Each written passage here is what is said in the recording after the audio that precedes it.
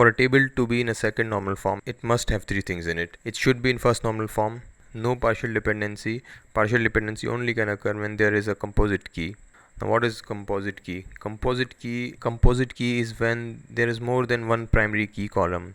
Means we just cannot identify the result from one particular column.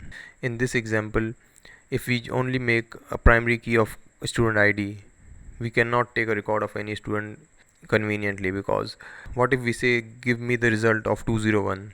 Now 201, we cannot be sure if we are asking for 201's software architecture result or quality assurance result.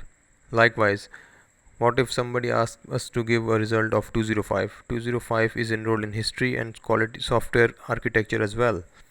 So we make another column as a primary key. Now we can easily judge a record. Now the question will be, give us a result of a student ID 201 in the course quality assurance,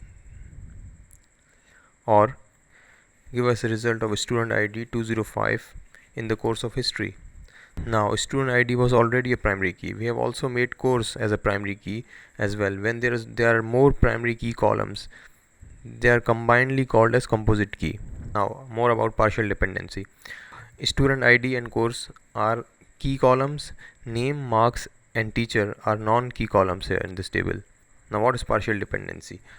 Partial dependency is when any of the non-key column does not depend on all primary key columns. Like here, a teacher only depends on the course. What course does a teacher teach? It only depends on course. It does not have anything to do with the student ID. Both are key columns. Here's a classic situation of the fact that non-key column is only partially dependent on the key columns.